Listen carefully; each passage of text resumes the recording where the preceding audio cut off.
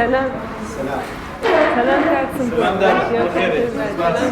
زاني شلوني دادا شلوني ماشي هاوى شلوني ببور نور ودرن كفتن داوي لي برلين لكم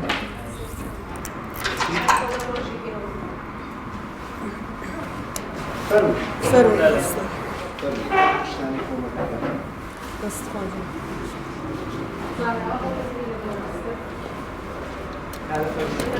إيديهاتي بقوم دايما أورو يو زحمتي شهرك بيشن شهرك سيرة ماشي هو بحيث نفرق بشي ساعاتك وشهرك هنا دائما الان ببینید هر یک تیم هر یک هر تیم قسم شهرك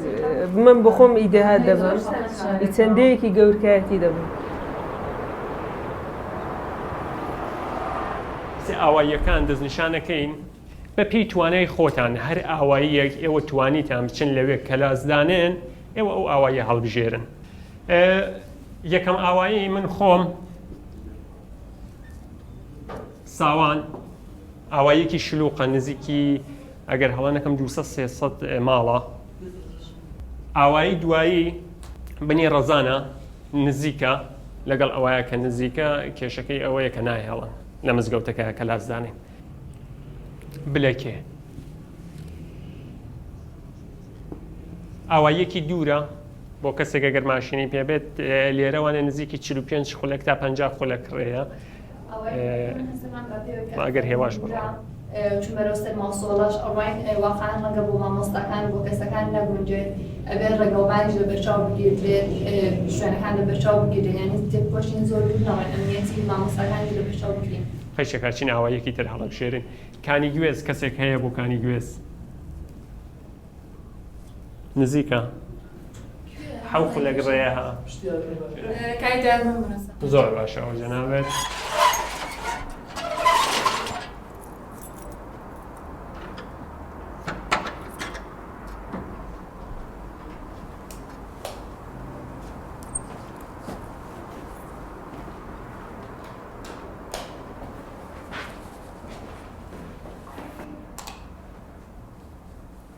ئەو هەمووی ئەو وەسایلانەی سۆمان کە پێیان کوتم لای بە ئەوە دەبێت لایەن بەمیدی هیچی نەوان ئەوەتە ئەو مەجەلات و تریبون و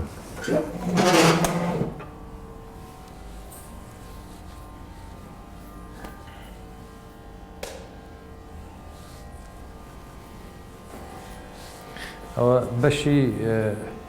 بەشێکمان وەکو قسمەتی نەقاشی ئەوانە هەر فعال بوو لێرە کاریان لێ دەکردن. ئەوانە قسمەتی نەقاشی شتەکە کار دەکەین میلی بەشی زمانی کوردەکەمانی دی فعلەنەوە تاعتیل. دەنا معمولەن ئەو سندڵەکان هەمووی لەسەرێک دەنراون. سندڵەکان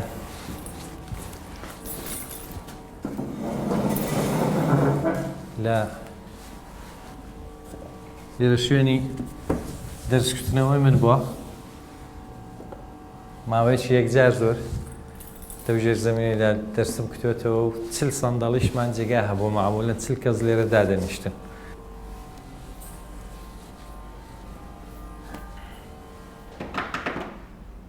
ینی فێرگەیەکی ئاوەدانی کە هەمیشە 19 ساڵ کاری کردو ئێستا ئاوە شپڕێ بەوە تریبون و مجەلات و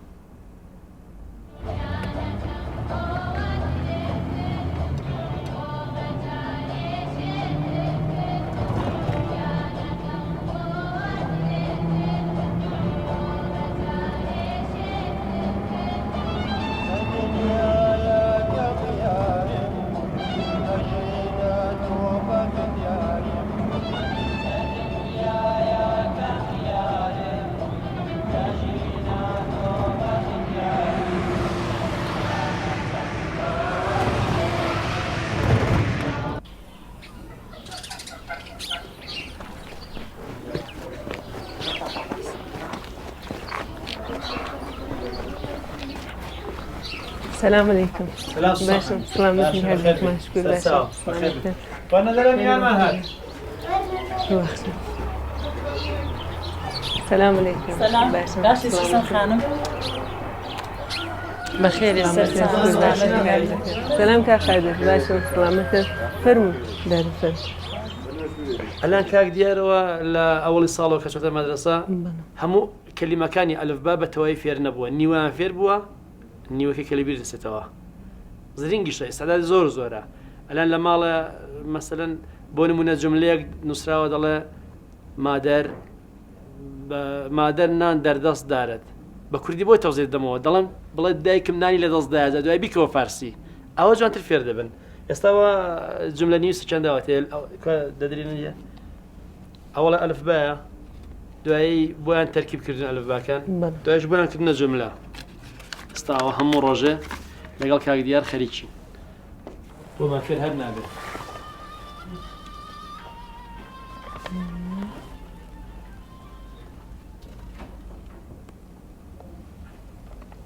والله جاي زور ما حول كاب لقمان بو بشا كإجازة بدنيان بو خومان يان معلم كان إخوان لمدرسة درسيان بيبلان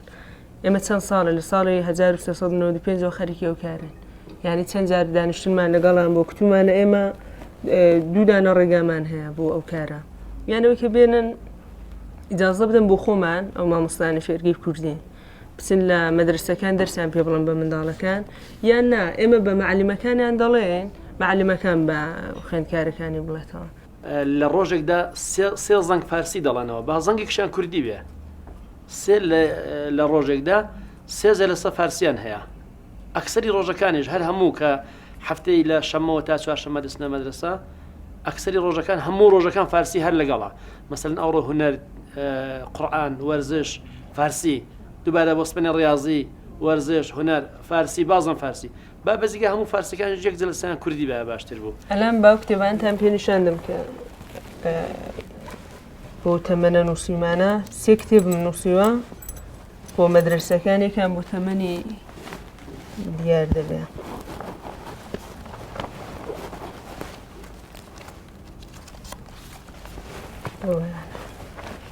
ایدی لو دا دیاره تواوی او كلمانه كتيدا او جمله بنديانا اي كرديه او من داله لقال جوربوا ذهني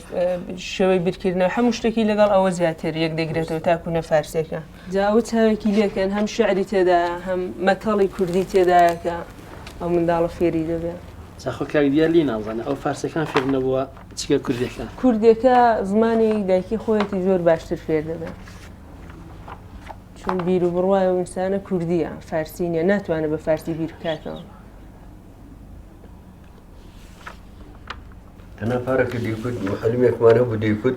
يمن ناتو إن أمر سوبرور دستور بيمن ده وناتو المدرسة كردي بلا معيني واحد أو ناتو بلا أي زور إنسان كي محترم بزورج باصوات زورج إنسان يتعبوا من سؤال مكتوم أو من ضلنا مدينة للمدرسة وقت ولا لاك فارسيان بيرا لا لاك ديك شو خيناك روجل شو كلمات درسي كرديش بيقولوا باكردي كيف زان يقول بخدا كا قادر من ناتو أنا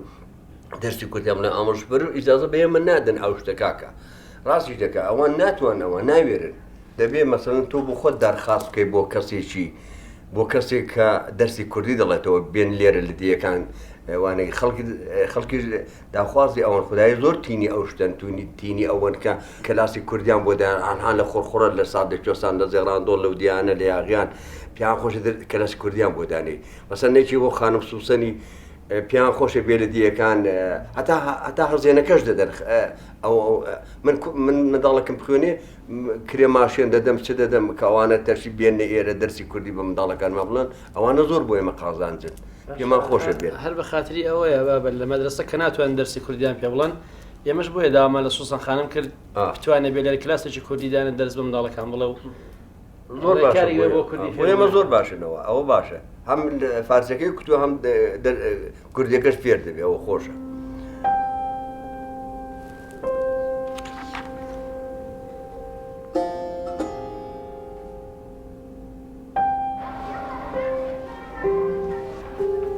مدرسة اللي بورك تيلنا بكتيان ندخون كسبيان ندخون أنا أختي هل بكرة كان يندخون منیش زۆر زۆرم علاقە بە سەوادە زۆر زۆرم پێ پێم خۆشە هەتی سەرمایەکەم بفرێشم بەقەڵ سەواد بەبێ.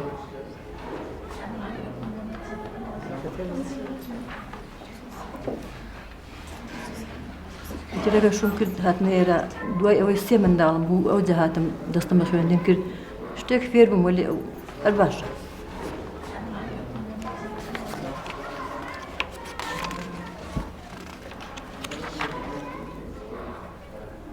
مادەی 15 یاسای بنەڕەتی ئێران زمان و خەتی فەرمی و هاوبەشی خەڵکێران فارسیە بەڵگەنامە و دەقگەلی فەرمی و کتێبی خوێندن دەبێ بەم زمان و خەتە بێ بەڵام بەکارهێنانی زمانە ناوچەیەکان لە چاپەمەنی و میدیای گشتی و وانەگوتنەوەی ئەدەبی لە قوتابخانەکاندا لەگەڵ زمانی فارسی ئازادە. بخێنە دەنگدانەوە. ئەگەر کەسێک بێوێت بە عەرەبی بخوێنێت ئایا دەوڵەت بەرپرسە لەوەی مامۆستای عەرەبی بۆ ئەو کەسە دابین بکات؟ بەڵێ بەڕێز. ئەگەر کەسێک بێوێت زمانی بەلوچی بخوێنێت دەوڵەت بەرپرس دەبێت مامۆستای بەلوچی دابین بکات؟ بەڵێ پابەندە کاتێک دەڵێن ئازادە واتە پابەندە. ئازاد واتە بەرپرسە؟ بەڵێ بەڵێ واتە کاتێک ئەوان مافی گوتنەوەی ئەم وانەیەیان هەبێت بەم پێوەرە ئەو کات دەوڵەت بەرپرسە کە ئەو مافیان بۆ دابین بکات. بەڕێزان سەرنج بدەن ئێمە بازنەیەکی گرێدراو لە وڵاتەکەماندا بۆ ڕاگررتنی یەکێتی نەتەوەیمان پێویستە. ئەگەر بڕیار بێت کە لە هەر ناوچەیەک کتێبە منهەجیەکان بە زمانی ئەو ناوچەیە بنووسێت لە یەکتر دوور دەکەوینەوە و یەکێتی نەتەوەیمان لاواز دەبێت. ئەم کتێبە منهەجیانە پێویستە بە زمانی فارسی بن.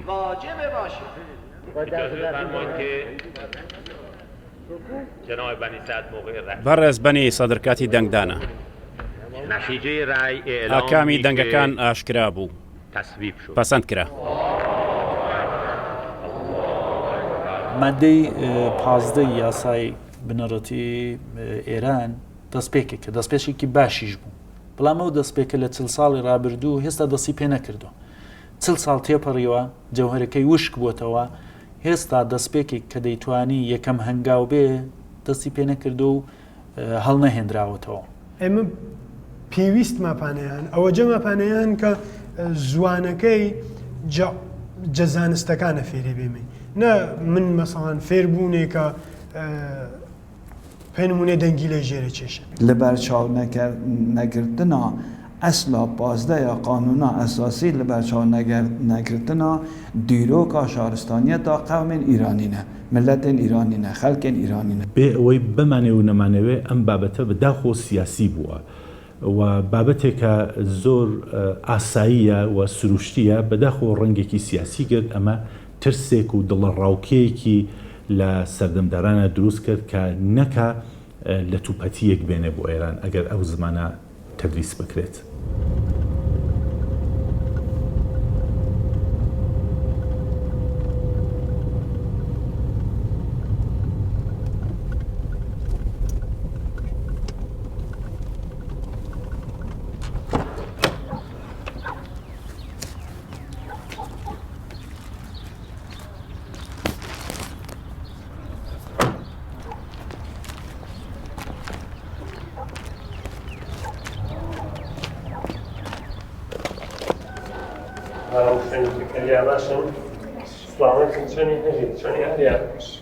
سلام ئێوەش بەخێر بن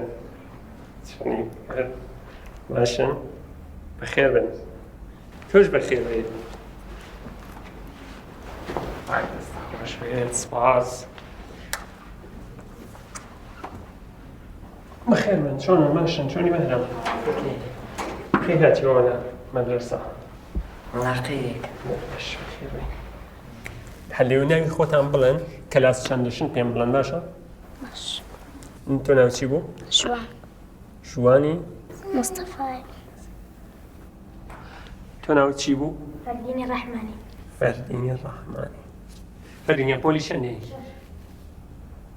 دانە ناوی خۆتان بڵێن؟ ڕۆژە ڕۆژەیان کەلاس چەندی تۆ؟ 5 پۆلی 5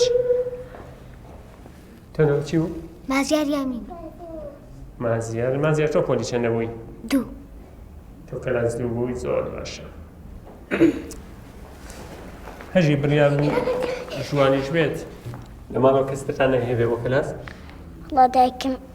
فقط وياه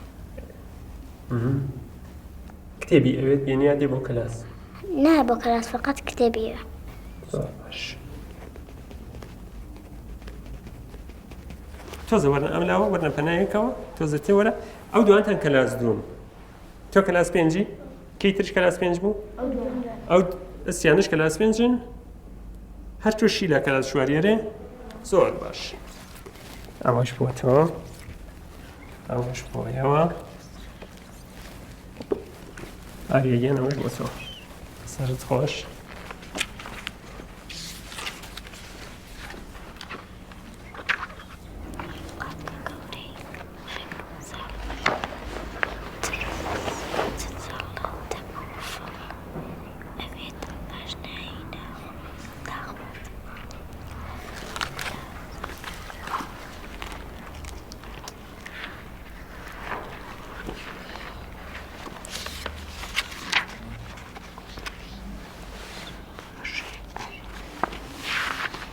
لە مەرسەکە دەرسی کوردیتان پێڵە؟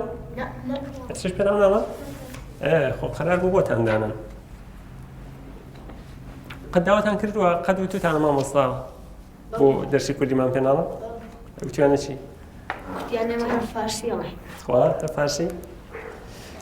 زۆر باش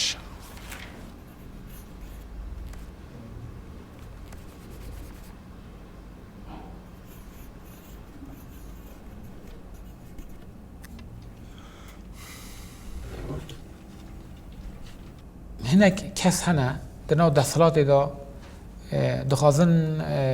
دخوازن یەکدەستی بئافرینن یەکدەستی بە هیچ ئاوایی نایەتە پەژراندن ji ber ku me got şaristaniya mirova bi pirrengî û pirdengiyê tête naskirin di dewletên pêşketê da di civakê pêşketê da pirrengî û pirdengî heye şehre me xaneyê me شهر ما خانه ما anî çi şehre me xaneyê me anî çi شهر ما bajarî me بازار ما مال ما aferîn ما انسان ها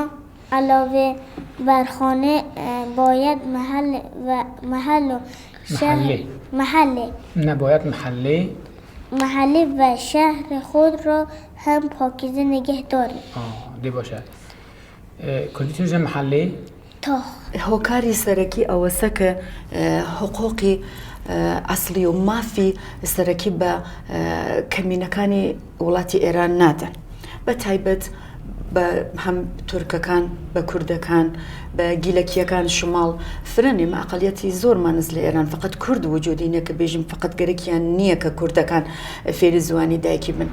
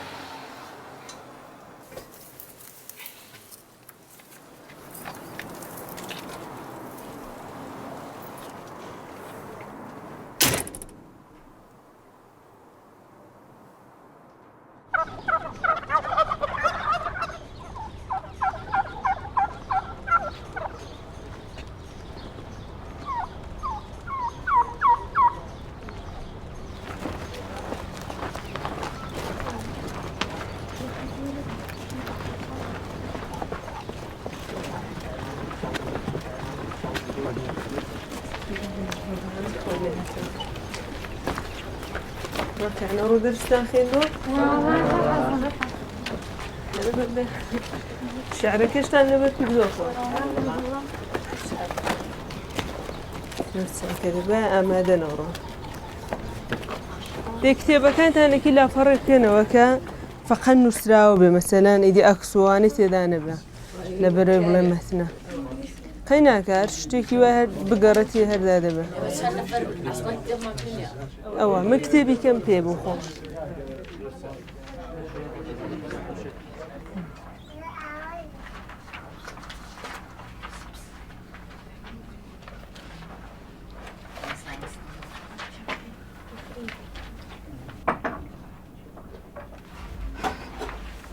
کەمجان دەست خۆشە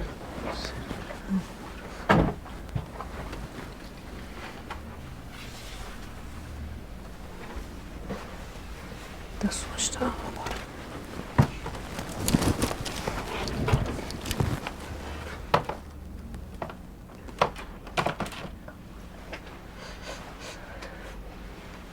دی ئەلان دەرسی تازە دەخێنی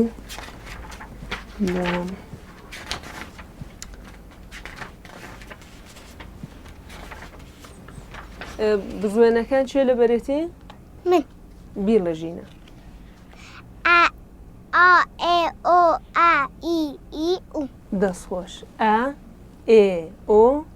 ئا ئی ئو لەگەڵ ئوی درێژ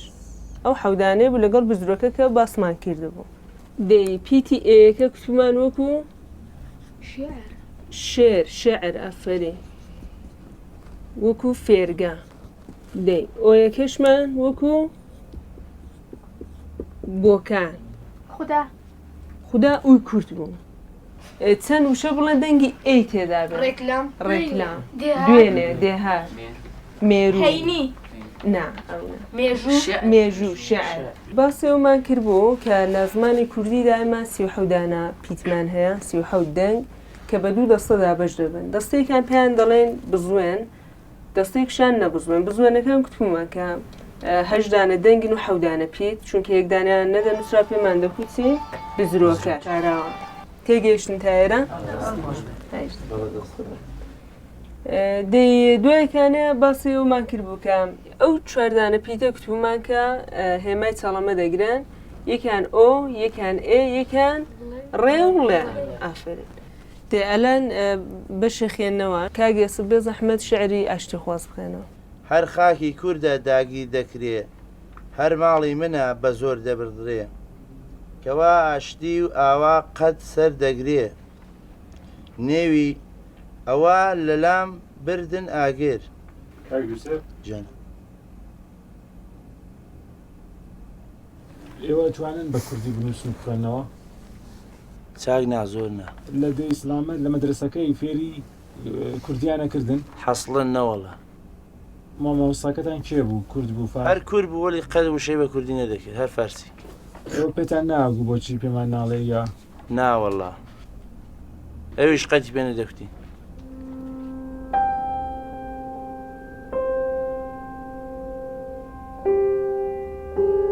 لێکۆلینên زانستی نیشا دەدن ku zarokek hetarê 6 saliyê dikare 5-6 zimanan fêr bibe. Bes eger zimanê Kurdî li dibistanan de bête xwandin bê ku bo zimanê Farsî arîşeyeke ilmî an ku zanistî hebîtin dikare zarokê Kurd dikare hem Kurdî hîn be hem jî Farsî. Anom bazê menatiqê leknişînê re oylelê kalın bîne gihre evel re Farsî negervitine. İsa oylelê kalın bîne janan hosiya ve teşkîlxanewadan daya ve nesl döwmekî derin Farsîya mûşin şekil girtiye vanan bazê menatiqê mêre.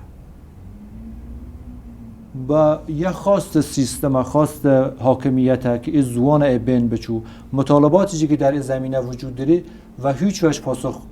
نمیده طرف حاکمیت اتفاقا کسی که منی که مثلا عنوان کرد اگر ببینم که بها دریدن و فرهنگم و زوانم آموزش دریدن بشدارم لا تصمیم گیری لی کشوره آیا احساس تعلق بیشتری و کشوره کم تا احساس کنم که حقم خوریه یه نگاه امنیتی یا حساسیتی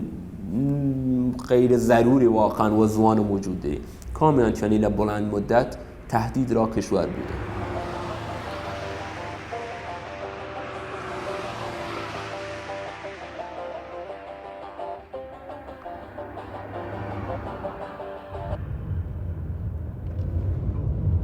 لە مەدرسە فێری کوردیتان دەکەن؟ زۆر نا ئەی ئەم هاوینەی کلاسێک بەڕێوە چوو لێرە چوونێەوە؟ ئەی ئافرین چێ دەرسی پێ بکەن مامۆستا حسین ئەی ئافرین چی کوردی چی فێر بووی کوڕی من ئێمە زۆرتر فارسی خوێنین دەزانم زۆرتر فار هاوین نەچوو بە کلاسی کوردی پێ خۆشە فێر ببی ئەرێ بەڵام نەچم ئێمە ئەغمالم کەلاس زەبانی کەلاس ڕگازی بۆ دانان کلاس ڕێزی بۆ دانان ئەگە کوردی کلاسی کوردیتان بۆ دابنین ئێوە دێن فێر ببن بەڵێ لەکوێ لە مەدرسەی ئێرە لە قوتابخانە ئێرە بەڵێ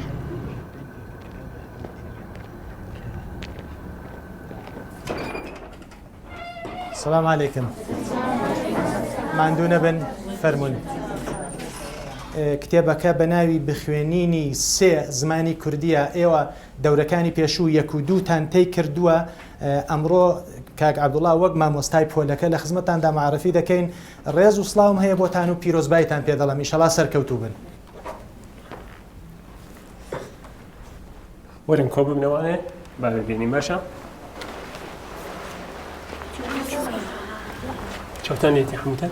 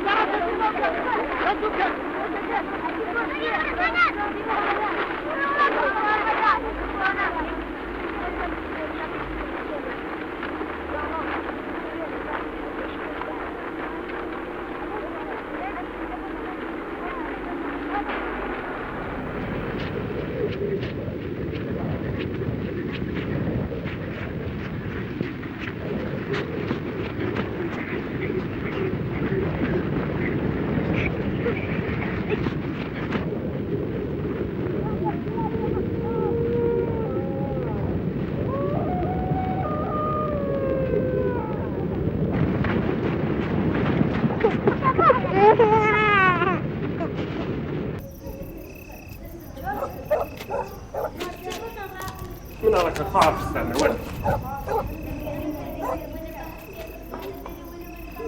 بەکەمێ مازێ بەکێ بەکەن باش بەکەمێ ماڵە هێناڵێنێکە تەنانەت دەوڵەتیش بێت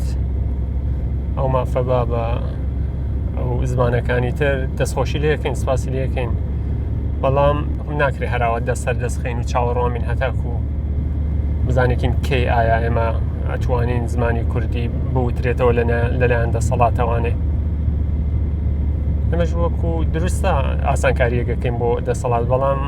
لەو لاشەوە خزمەتێکە بۆ هاونیشتمانیانی خۆمان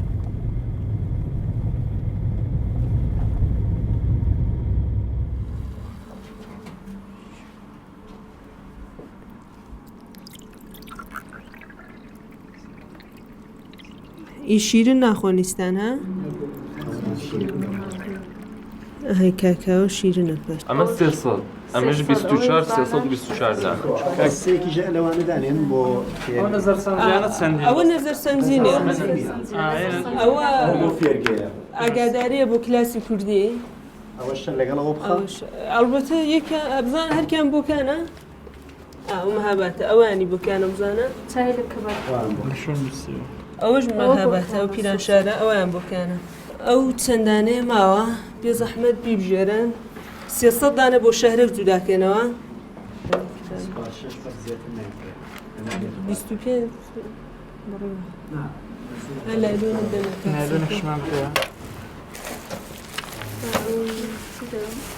لە دوو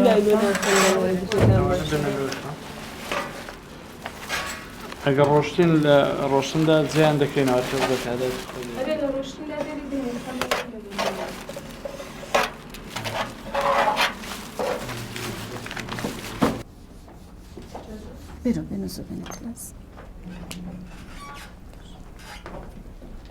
دەرسێکمان هەست بە ناوی دەرسی دارگوێز دارگوێز ئەمە دەرسێکی ئاسایی نییە کە فقط گەرەکمان بێ لە مورد دارگوێز باستان بۆ بکەم هەروە کە ئەزانن بۆ ئەوە ناوی دارگوێزمان هاورگە دارگوێز ڕەگ و ڕیشەی زۆر درێژە و ئەگەر ئێستا ئێمە لە نێو ئەم باخچی خۆمانە دارگوێزێکمان هەست ڕێگۆڕیشەکەی هەڵەگەڕێت تا هەتا سەر شەقامەکە دەرسەکە لە مۆرد ئەوە بوو کە باخەوان هات لەقێکی بچووکی دارگوێزەکەی بڕیۆ ئەم دارگوێز دەستی کرد بە گیریان بۆ ئەوەی کە لەقەکەیان بڕیگەسۆ لەقەکەی وەکو منداڵی بوو لە باوشتیان کەندیان و بردیان ڕزمان وەکو ڕیشەی ئەو دارگوێزە وەکو ڕێگۆڕیشە ئەو دارگوێزە بۆ ئێمە وایە ڕێگۆڕیشە هەرگیز نافۆتێت لە قوپۆ ینی چی؟ چڵوچێ یا شاخەی دەرەختەکەمان ئافرین لە قوپۆ خاست ڕۆژانگیان ئەتوانی بە من بڵێت لق چه دەنگێکی هەست؟ لق بزرۆکە ئافرین دەنگەکە ئەسڵەن لەگرا نابینرێ بەڵام ئێمە دان بەوەدا ئەنین کە ئێمە لەگرا دەنگێکمان هەست بەڵام نابینرێ لق کێ ئەتوانێ سەبارەت بە هومێد و هیوا شعرێکمان بۆ بڵە ناو دەرسەکە ژین لای دڵسۆزان هەر تێکۆشانە هەوڵە بۆ خاکی ئەم کوردستانە خوزگە ئەوەندەی ژیان و تەمەن تێکۆشان بوایەت بۆ خاکی وەتەن فەرین گوڵە جوانەکەم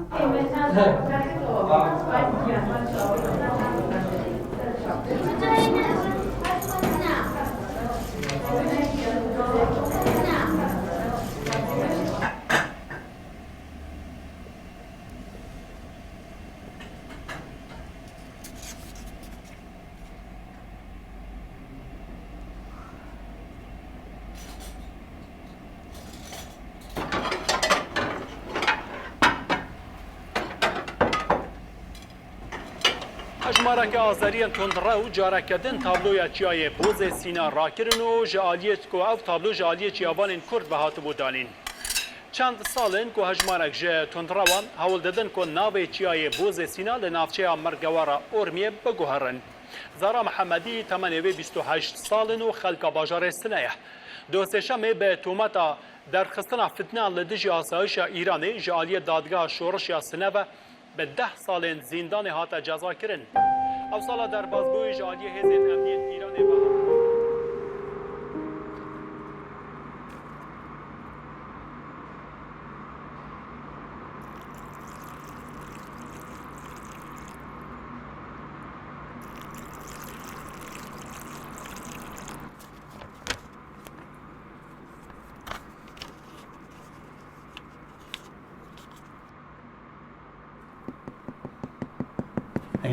کلاسکان کێجێکی بۆ دیاتەنە لە سبێنەوە دەچمەوە بۆشۆ گەورکاتی دەچمەوە حاجی لەکوان دێی کە ئەمیروان دەچم ئەگە تا چوارشەمە پێشەمەیەکە بێم لەگەڵکەم ئەنانەوە چەند نسخەیە ئەوە چەند نسخە بوو ئەوە جارە بەداخەوە تا تیراژی 5,000 دەتوانێن بەڵام لە داهاتوودا بەتەماین تا 500,000 بەرین لانی کەم هەندێک بەرگە؟ نا ئەوە هەژ لاپەڕەیە ئەوە؟ بەڵام زۆر باش ئەو ژمارەش کە ژینگە ژمارە ژینگە خێناتانگرن؟ ناژینگە خۆ مشکلی غەزوەرە نەشانەکەی کردەوەی سبحانێت پسیەوە بەرە ئەو پاڕێەوە لەبەر ئەو پاڕێەوە ئەوانە سبحانێت تووشی ناڕەحەتی بی بەکار نایە جایسانێکە ئاوانێکی بوو شارشی بۆ هاات یامەسە تووشی مشکلێ بوو سبحانێت دەبینیم دەستیسیڵە بۆ لای ئەو کابرا ئەو کابرات وڵی ڕێگە کارکرد بزەکە هیچ هەر فەخەرەوە نێوەسە ها ئەوانێکی بەسەر هەر ئاوا لێنێوی دەبکار شوێ کە سبحانێ مەسەر خۆ تووشوانە نەکەوانێ ئەخە با بە ڕێگای ئێمە فەڕ دەکە ئێمە خزمەت بە خەڵک دەکەین بەڵام لە ڕێگای کولتوری فەرهەنگیەوە نەک سیاسی باشە ئەو بەشەکە کاری من ئەوەیە زانستی و ئاگاهی من ئەوەیە دەبینی مەسەن سبحانێ مێرکە وایە خۆ هەموو کەس دەبێ مێرکە و کەس دەبێژین بێنوانێ هەموو کەس دەبێ کارە بکە وەلێ شا سبحانێ ئەگەر مێدیکرد نەتوانێ بۆ زانن ئاوا بتوانێ و کارانە بکە و ئەلاکە مەسەن ئەلامنەوە مەسەن دەڕاجارە دوو ڕۆژ سێ ڕۆژ لە دیاتان ناتەوە خەرکی دەچی کوردی و شتی ئەوانەیە من زەنگی بۆ لێتم دەم لە شوێن دەڕوا لە فرانسیەکە باوە ناکەم ئەگەر میێرکار مەسەن بچێتە ماڵیوانێک بتوانێت و کارانە بکە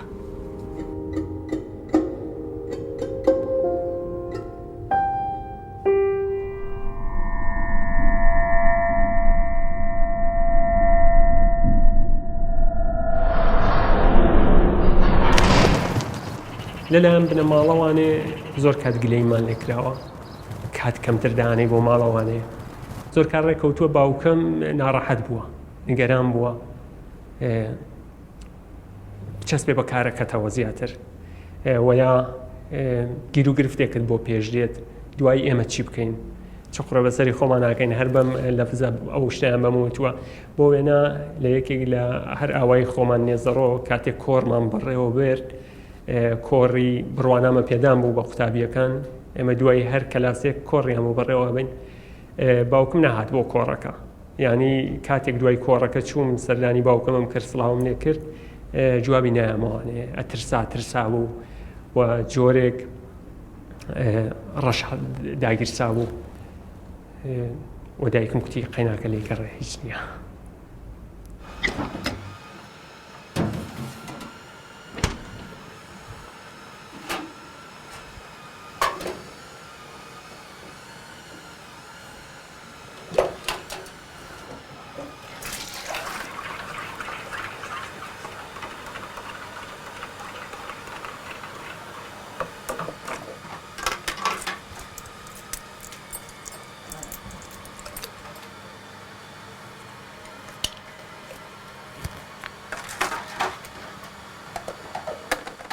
ئێستا سۆما دەتوان بڵێمەوە نزیک بە هەر لەو ڕێکەوتەیە کە ئەرزم کردی باشترە هەر ڕێکەوتەکەی بڵێم لە دەی بە فرانباری 97ەوە داخراوە من خۆم بێکارم خێزانم دە حاڵەتێکی با بڵێمەوە 7 ساڵە دە کۆمادایە هیچ نەهادێک هیچ جێگایەک هیچ ڕێکخراوەیەک تەنانەت بۆ بەستەیەک پوشاک دەستی نەگرتوم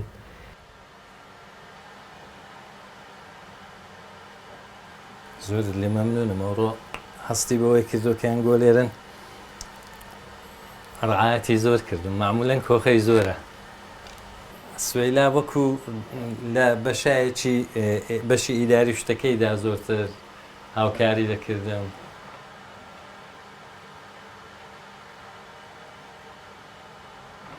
کاکە هەموو ڕۆژێ فیزیۆتراپی دەکرێت ئێنەرژی دەرمانی دەکرێت باوەڕکەیانی جەماعەتی خۆشیان دەوێت هەر کەسێ بە شێوەیەک دێ و خۆشیان دەوێت کاری بۆ دەکەن ئینشەڵا بە ئومێدی خودای هەڵدەستێتەوە هەمیشە ئەمن کتومە کەوتن مهم نیە هەستانەوە مهمە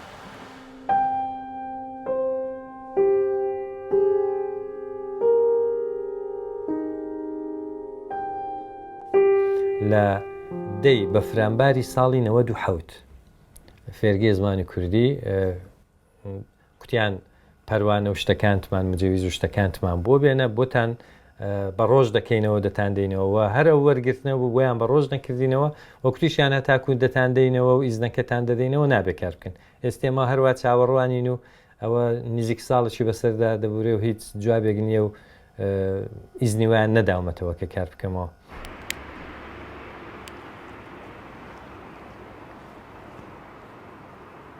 هر جوری تا تماشای آموزش زبان بکه تهدید نیه هر شکلی زبان یک چنیدن تهدید بود چند زبانگی یه پتانسیل را ایران نه تهدید بستگی دیری بنوری دپه و چولی استفاده بکی بله چنید و نگاه سلبی و نگاه بسته بکی دیگه تهدید چنید و یک نگاه باز بکی دیگه فرصت من موافقم که بوگه یک فرصت را کشور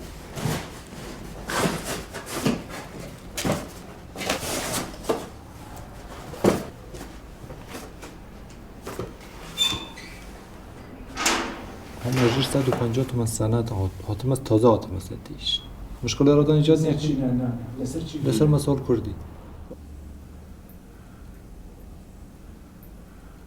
هیچ کات بۆ شێوەی بیر ناکەمەوە کە هەر شتێک پێش بە من دەست لە ئامانجەکانم هەڵگرم ئەو ڕێگایم لێ بگرن ڕێگایەکی دیکە دەبینمە ئەوشم لێ بڕۆن ڕێگایەکی دیکە هەر ئێستاکانێکە مانگنامە زانکۆی ئاگاداریم دامەزراندووە لەبەرەوەیە کە ئەگەر ڕۆژێک لە ڕۆژان فێرگەکەیان پێبەستم ئەوم هەبێ